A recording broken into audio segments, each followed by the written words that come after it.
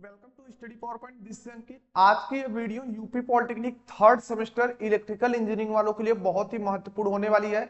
सभी लोग लाइव जुड़ जाएंगे फटाफट से। आइए, आज की जो वीडियो होने वाली है वो काफी इंपॉर्टेंट होने वाली है, क्योंकि आज की इस वीडियो में हम बात करें जो अभी आपका 22 मार्च 2022 से जो आपका पेपर होने वाला है उसमें किस प्रकार से पेपर आएगा। देखिए, जैसा कि आपको पता है बोर्ड पिछले सालों से ही पेपर जो है ऑनलाइन भेजने स्टार्ट कर दिया। वह पेपर किस तरीके से आया है आइए हम आपको दिखाते हैं, और यहां से भी क्वेश्चन आपको पेपर में देखने को बिल्कुल इसी टाइप से आपको क्वेश्चन मिलेगा देखने को। तो ध्यान समझिए, और ये सभी जो क्वेश्चन है बहुत ही इंपॉर्टेंट है। तो आप सभी लोग से हम यही कहना चाहेंगे, सभी लोग इस क्वेश्चन को बिल्कुल लर्न कर लेंगे। तो ध्यान दीजिएगा, आपका जो पेपर होने वाला कुछ इसी तरीके का आएगा। और यहाँ पे देखिए, ध्यान समझिए, यहाँ पे कोड नंबर लिखा गया होगा। अब देखिए, यह जो कोड नंबर लिखा गया है इसमें आपको क्या करना है, ठीक है, इसमें आपको क्या करना है उसे आप लोग समझिए। पहले देखिए, यह जो कोड नंबर लिखा गया है इसको आप लोग जो आंसर शीट मिलती है उस पर लिखा जाता है। और जब भी आप लोग पेपर दीजिएगा तो उसमें जो भी डिटेल कॉपी में भरी जाती है, अगर ना समझ में आए तो जो सामने टीचर है जो क्लास में देख रेख कर रहे हैं उनसे जरूर पूछ लीजिएगा, क्योंकि यही छोटी छोटी गलतियां ही आपका जो मार्क्स होता है ना, देखेंगे रिजल्ट में कई लोग का नहीं आ पाता है, एक एक सब्जेक्ट का बीच में छोड़ देता, कुछ लिख देता उसी में, ठीक। तो यही सब गलतियां की वजह से दिक्कत होती है, बाद में वो सही नहीं हो पाता तो आपका बैग दिखा देता जबकि आपने पेपर दिया है। तो यह सब गलतियां नहीं करेंगे, आई होप। चलिए आगे बढ़ते हैं, समझते हैं क्या चीजें हैं। देखिए, यहाँ पे इलेक्ट्रिकल मशीन फर्स्ट लिखा गया है, आपका जो है सब्जेक्ट का नाम है, ठीक, बिल्कुल सही। उसके बाद देखिए, आपको जो पेपर करना है वह आपके पेपर टोटल 2.5 घंटे में सॉल्व करने हैं, 2.5 घंटे दिए जाते हैं, 50 मार्क्स मैक्सिमम मिलता है। मिनिमम 17 नंबर लाना होता है, 17 नंबर से जैसे ही कम हुआ, 17 रहोगे तो पास रहोगे, लेकिन 17 जैसे ही कम आओगे फेल हो जाओगे, मतलब बैक लग जाएगी, फिर से पेपर अगली साल देना पड़ेगा अगले सेमेस्टर में। तो देखिए क्या करना है, ध्यान समझिएगा। यहाँ कुछ इंस्ट्रक्शंस दिए गए, नोट्स दिया गया है कि attempt all question answer any 2 part from each, यानी जो भी क्वेश्चन दिए गए उनके 2 पार्ट आपको करने हैं। और यहाँ पे देखिए क्या कहा जा रहा है, स्टूडेंट यहाँ पे सब चीजें क्या करेंगे, हिंदी और इंग्लिश दो तरीके से पेपर दिया जाएगा, हिंदी वाला भी दिखाऊंगा। तो आप लोग क्या करेंगे, इस चीज को मैच कर लेंगे, ओके। चलिए आइए हम देखते हैं आगे का स्टेप क्या होता है। यूज फॉर पेजर एंड, ठीक है, बिल्कुल। तो आगे देखिए क्या है, यहाँ पे मोबाइल फोन वगैरह नहीं यूज करना है। और आपकी जानकारी के लिए बता दूं, इस वाले एग्जाम में आप लोग कैलसी यानी कैलकुलेटर्स बोलते हैं, हालांकि कैलसी उसे कहा जाता है, साइंटिफिक कैलकुलेटर, उसे आप यूज कर सकते हैं। डिप्लोमा से है तो आपको 100 से कम एमएस का यूज करना होगा। तो आइए दिखाते हैं आपको क्या किस तरीके। देखिए, जो पहला क्वेश्चन आपको पूछा जाएगा, ध्यान समझिएगा, यह जो पहला क्वेश्चन, इसमें 3 क्वेश्चन पूछे जाएंगे आपसे, ओके। और प्रत्येक क्वेश्चन 5 नंबर के पूछे जाएंगे। तो अगर आप लोग पहला क्वेश्चन यहां से करते हैं, ठीक है, ध्यान दीजिएगा, यहां पे अगर आप लोग पहला क्वेश्चन करते हैं, ये 2 करते हैं तो एक छोड़ दीजिएगा, ओके। देखिए क्या क्या पूछा है आपको, comparison between motor and generator में अंतर बताइए, ठीक है। तो मोटर एंड जनरेटर में बहुत ही बेसिक सा अंतर होता है, यह सब चीजें स्टडी पावर पॉइंट एप्लीकेशन पे जो लोग कोर्स ज्वाइन किए उनको पढ़ाया गया है, उनको बताया गया है, तो कोई दिक्कत नहीं रहेगा। पहले वाले आपका यूनिट से या क्वेश्चन आया, उसके बाद आपको क्या कहा जा रहा है, construction working principle of DC motor, DC motor की संरचना और कार्य प्रणाली यानी वर्किंग को आपको समझाना है। यूनिट 2 जो आपका स्टार्ट होता है उसमें डीसी मशीन में पहली टॉपिक यही है, हमने इसे भी पढ़ाया। उसके बाद देखिए, state and explain Faraday law, electromagnetic induction principal कैसे काम करता है इसको आपको बताना है। जस्ट उसके आगे यदि आप लोग बढ़ेंगे क्वेश्चन नंबर 2 पर, किस पे भाई, क्वेश्चन नंबर 2 पे आएंगे, तो इसमें भी 3 क्वेश्चन दिए रहेंगे। देखिए, 1 क्वेश्चन, 2 क्वेश्चन और 3 क्वेश्चन, इनमें से किन्हीं 2 को आपको सॉल्व करना है, ठीक है। तो ध्यान दीजिएगा, तो आपको 1 क्वेश्चन 5 नंबर, 2 क्वेश्चन करोगे 10 नंबर आपको मिल जाएगा यहां से। तो देखिए कहता क्या है क्वेश्चन, यह कह रहा है डीसी मशीन विथ डायग्राम, ठीक है, एक्सप्लेन, इसके विभिन्न पार्ट का डायग्राम वगैरह बना के आप उसके बारे में बताइए। उसके बाद देखिए क्या है, स्टार्टर क्या होता है उसको क्या कीजिए, एक्सप्लेन कीजिए। और 3 point DC shunt starter with diagram आपको बताना, यह भी आपको पढ़ाया गया है डीसी मशीन यूनिट 2 में ही। उसके बाद आपको एप्लीकेशन, ध्यान दीजिएगा, एप्लीकेशन किसका, डीसी सीरीज मोटर होती है और डीसी शंट मोटर, दोनों का कहां कहां उपयोग होता है वह लिखना है। देखिए यह आपका ना एप्लीकेशन जो लिखना है तो ध्यान समझिएगा, अगर इसमें देखेंगे तो बहुत कम पॉइंट दिख रहे हैं आपको, आप खुद से देखिए, ठीक, आप यहाँ पे खुद से देखिए इसमें कितना पॉइंट लिखेंगे, कम ही पॉइंट तो आएगा, लेकिन आप लोग इसे थोड़ा बढ़ाने की कोशिश कीजिएगा तब जाके होगा, तो इस वजह से ऐसे भी क्वेश्चन पूछ लिए जाते हैं। उसके बाद देखिए तीसरा क्वेश्चन क्या है, ध्यान समझिएगा, तीसरा क्वेश्चन, इसमें भी 3 क्वेश्चन दिया रहेगा, देखिए पहला, दूसरा और तीसरा क्वेश्चन। तो जब 3 क्वेश्चन दिए तो कोई 2 ही करना है, 5 नंबर का 1 क्वेश्चन, तीनों मत कर दीजिएगा। तो अब देखिए क्या है, Swinburne test in DC machine, ये भी आपको पढ़ाया गया है, दूसरे यूनिट में ही है, ठीक। उसके बाद देखिए क्या है, explain different method improve commutation, यानी कम्यूटेशन जो होता है डीसी मशीन में उसको इंप्रूव करने की विधियां आपको लिखनी है, ये भी यूनिट 2 में ही पढ़ाया गया है, ठीक, हाँ, ओके। उसके बाद आपको क्या है, डीसी शंट और डीसी सीरीज मोटर में डिफरेंस बिटवीन करना है, यानी अंतर को लिखना है, तो आप लोग अंतर लिख दीजिएगा, ये सब बताया गया है बेसिक चीजें आपको इलेक्ट्रिकल मशीन में। उसके बाद देखिए ये सब याद कर लीजिएगा, बहुत इंपॉर्टेंट क्वेश्चन है, रिपीटेड कभी कभी होते हैं। देखिए क्या है, अगला आपको ट्रांसफार्मर को डिफिनेशन करना है, यानी बताना है कि ट्रांसफार्मर क्या होता है, और एक्सप्लेन कंस्ट्रक्शन वर्किंग किसका, सिंगल फेज ट्रांसफार्मर। तो जब आप संरचना के आधार पे, बनावट के आधार पे चलेंगे तो ट्रांसफार्मर 3 प्रकार के जब आते हैं, core type, shell type, berry type, ठीक है। तो आप उसमें से कोई एक बना करके दिखा सकते हैं, सिंगल फेज ट्रांसफार्मर ऐसे काम करता है, बेसिक सा हो जाएगा, ठीक, कोई दिक्कत नहीं होने वाली है। बाकी स्पेशल टाइप के भी ट्रांसफार्मर होते हैं, तो आप उनमें से भी अगर लिखना चाहेंगे कुछ एक आध दो का, तो ये नहीं चाहे जो लिख दे, नहीं, आप लोग बेसिक वाला ही लिखिएगा ट्रांसफार्मर में।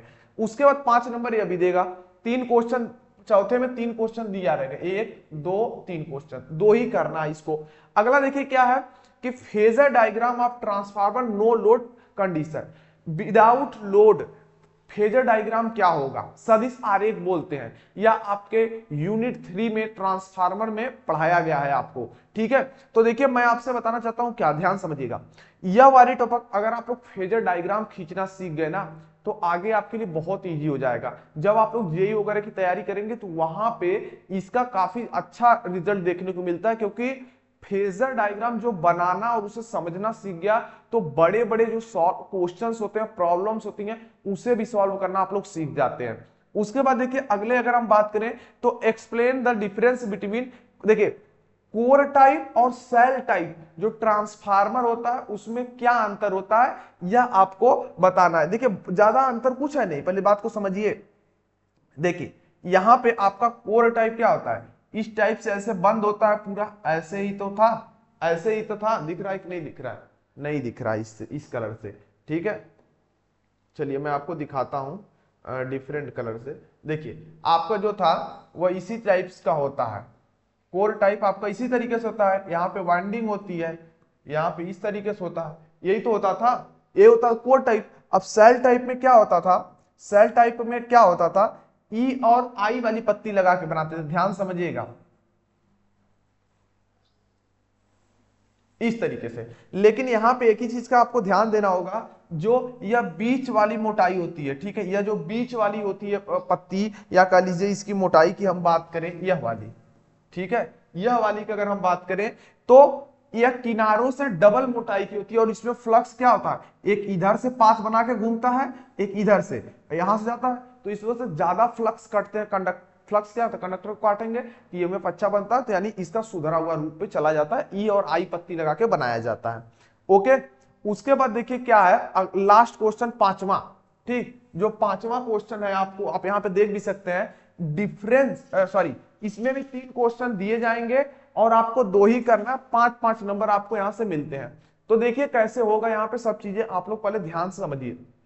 देखिए डिफाइंड ऑटो ट्रांसफार्मर क्या होता है, ऑटो ट्रांसफार्मर इंपॉर्टेंट टॉपिक है, तो इसे पढ़ लीजिएगा। ऑटो ट्रांसफार्मर कोई हर एग्जाम में वाइवा, प्रैक्टिकल्स, इंटरव्यू देने जाएंगे तो वहां पूछा जाता है। तो ऑटो ट्रांसफार्मर क्या होते हैं, और आपको क्या बताना है ठीक है। Comparison between auto transformer and ordinary transformer में क्या अंतर होता है, ठीक, नॉर्मल ट्रांसफार्मर और इसमें क्या अंतर होता है। तो आपको यह चीजें यूनिट 3 में पढ़ाई गई हैं, आप लोग जानते भी हैं।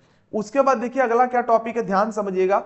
उसके बाद है डिस्क्राइब ब्रीफली, ठीक है, function of accessory of three phase transformer, ठीक है, such as conservator, breather, Buchholz. देखिए मेरा कहने का मतलब क्या है, यहां पर बात को ध्यान समझिए।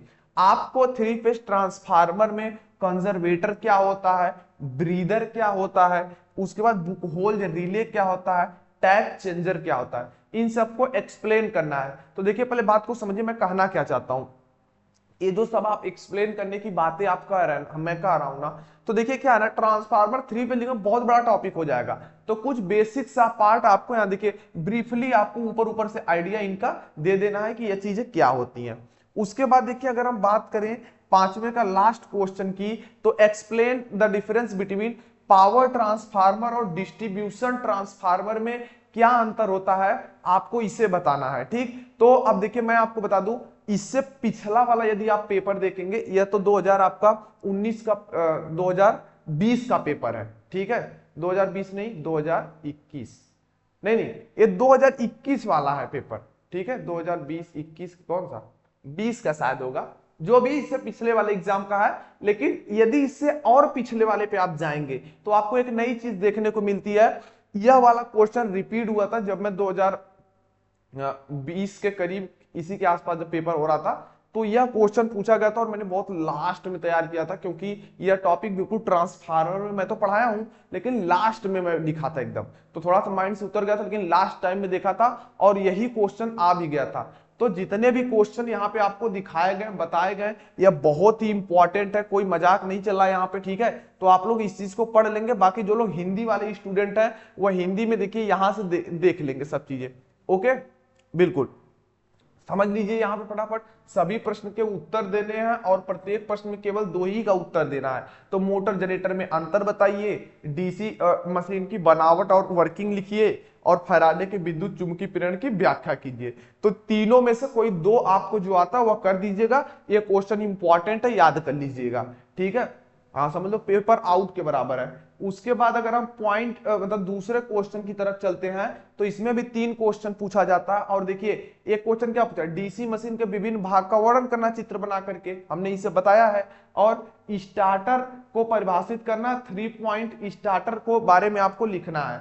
और डीसी सीरीज और डीसी शंट मोटर के उपयोग कहां कहां उपयोग करेंगे ये लिखना है। लेकिन यह टॉपिक बहुत छोटी हो जाती है, इसमें नंबर कटने के ज्यादा चांस हो जाते हैं, क्योंकि आप ज्यादा अंतर इसका वर्णन नहीं कर पाएंगे, ओके। तो आपको क्या करना चाहिए कि डीसी मशीन फिगर बना के लिखेंगे, 4 नंबर मिल जाएगा, 5 में 5 मिलेगा, 4 तक मिल जा सकता है, 5 में मिल सकता है, और स्टार्टर लिख देंगे, काम हो जाएगा, ठीक है, बिल्कुल। उसके बाद देखिए क्या है आपका, ध्यान समझिएगा, स्विमबर्न टेस्ट आपको डीसी मशीन में पढ़ाया गया है सबसे लास्ट टॉपिक में, ठीक। उसके बाद देखिए कम्यूटेशन का सुधार, कम्यूटेशन कैसे हम लोग सुधार कर सकते हैं, कैसे इंप्रूव करते हैं, उसके बारे में भी बताया गया आपको, ठीक। कई सारी विधियां, 4 विधियां थी, बताया भी था। डीसी शंट और डीसी सीरीज मोटर में क्या अंतर होता है, दोनों आपको बताना है, ठीक, बिल्कुल। तो इसमें सस्ता महंगा लाइफ एक्सेट्रा चीजें सब लिख सकते हैं। तो एक काम ये भी हो सकता है अगर आता है तो। ट्रांसफार्मर को परिभाषित करना और सिंगल फेज, ध्यान दीजिएगा, सिंगल फेज ट्रांसफार्मर की बनावट और उसके वर्किंग के बारे में लिखना है। तो कोई एक बेसिक सा ट्रांसफार्मर लिख दो, कोर टाइप ही लिख दो तो भी काम चल जाएगा। वर्किंग के बारे में जरूर लिखना है, ये बात का ध्यान रखिएगा। आप बता दोगे, ऐसे बता देना, ट्रांसफार्मर एक ऐसी स्टैटिक डिवाइस होती है जो क्या करती है, पावर वोल्टेज को या करंट को कह लीजिए अप या डाउन करने के काम में आता है, स्टैटिक डिवाइस है, कभी कभी बूस्टर के रूप में भी काम आता है। फिर कह दिया सिंगल फेज, इतना बेसिक हो गया। फिर सिंगल फेज की आप बता दोगे संरचना के आधार 3 प्रकार इसमें होता है, कोर टाइप, सेल टाइप, बैरी टाइप। तो कोर टाइप वाला आपने फिगर बना दिया, और बनाने के बाद बता दीजिएगा सिलिकॉन स्टील की पत्तियों को लगा करके बनाते हैं, या जो भी चीजें हैं ये सब करने के बाद वाइंडिंग वगैरह कर देते हैं, लॉसेस को कम करने के लिए क्या करते हैं, ये सब लिख दीजिएगा। वर्किंग प्रिंसिपल में यही लिखिए दीजिएगा कि जब हम सिंगल एक साइड प्राइमरी साइड सप्लाई देते हैं, तो अब स्टेप डाउन होगा तो क्या हाई वोल्टेज देंगे प्राइमरी साइड, और सेकेंडरी टाइप स्टेप डाउन निकल रहा है, तो मान लीजिए 220 बाई 12 वोल्ट है, तो 12 वोल्ट सेकेंडरी हो रहेगा आपका। तो उस कंडीशन में क्या होगा, आप देंगे सप्लाई तो आपका क्या होगा, उसका मैग्नेटिक फील्ड जनरेट होगा। अब वह चुंबकीय क्षेत्र उस कोर में घूमते हुए जाएगा, सेकेंडरी वाले को कट करेगा, तो उसमें भी एक चुंबकीय फ्लक्स कटने की वजह से क्या होगा, उसमें ईएमएफ जनरेट हो जाता है। अगर उसमें लोड लगा है, शॉर्ट है, तो उसमें करंट फ्लो होगी, नहीं तो नहीं होगी। तो सिंगल फेज ट्रांसफार्मर की यही लिखना है आपको, फिगर बना देना है। उसके बाद देखिए क्या है, ट्रांसफार्मर का नो लोड की शर्तें और सदिश आरेख बनाना है। तो बहुत इंपॉर्टेंट टॉपिक है, इसे आप कर लीजिएगा। कोर और सेल टाइप ट्रांसफार्मर में क्या अंतर होता है यह लिख दीजिएगा। उसके बाद देखिए ध्यान समझिएगा, ऑटो ट्रांसफार्मर को डिफिनेशन करना है, आपको बताना है क्या होता है, फिर इसमें एक ही वाइंडिंग होती है, ध्यान दीजिएगा। और ऑटो ट्रांसफार्मर और साधारण ट्रांसफार्मर यानी नॉर्मल ट्रांसफार्मर में क्या अंतर होता है यह आपको बताना है। उसके बाद देखिए क्या है, थ्री फेज की विभिन्न सहायक सामग्री जैसे थ्री फेज ट्रांसफार्मर जैसे कंजर्वेटर क्या होता है, ब्रीदर, बुकोल, रिले, टैप चेंजर, इन सभी की व्याख्या करनी। देखिए कितना 1 2 3 4 टॉपिक दिया है, और 4 ही टॉपिक यदि आप लोग कर देते तो 5 नंबर मिल जाएगा, ठीक है। और लास्ट आपका यहाँ पे है, ठीक है, लास्ट आपका है शक्ति और वितरण ट्रांसफार्मर यानी power transformer and distribution transformer में क्या अंतर होता है, यही चीज आपको लिखनी है। अगर ये लिख देंगे तो वही पूरा नंबर मिल जाएगा आपको, ठीक है। तो यही चीज फाइनली हो गया। और आज की जो वीडियो क्लास होनी थी यह इसी पे बनाई गई है कि ज्यादा से ज्यादा स्टूडेंट को यह पेपर अवेलेबल कराया जाए, ताकि वह बोर्ड एग्जाम में इस तरीके से समझ पाए कैसा पेपर आएगा, क्या आएगा, और उन्हें भी समझ में आ पाए। तो आई होप आप सब समझे होंगे। मैं आपसे उम्मीद करूंगा कि ये सब जितने क्वेश्चन बताए गए 15 क्वेश्चन, अगर आप इसे याद कर लेते हैं तो 15 में से लगभग 2-4 क्वेश्चन, 5 क्वेश्चन हर साल रिपीटेड होते हैं। तो इस बार भी एग्जाम में आपको देखने को मिल सकते हैं, कोई दिक्कत नहीं रहने वाली है। तो आज के लिए इतना ही बस, अब मिलेंगे इसके दूसरे किसी पेपर में, तब तक के लिए जय हिंद। बाकी यही कहना चाहूंगा कि अगर आप लोग study power point application play store से नहीं डाउनलोड किए तो डाउनलोड कर लीजिए, जो कोर्सेज चल रहे हैं जाइए उसमें एडमिशन करा लीजिए और लाइव क्लास कीजिए, बिल्कुल इसी बोर्ड पर, कोई दिक्कत नहीं रहने वाली है। चलिए आज की ये वीडियो देखने के लिए आप लोग का बहुत बहुत धन्यवाद। अब मिलते हैं किसी नए पेपर के साथ।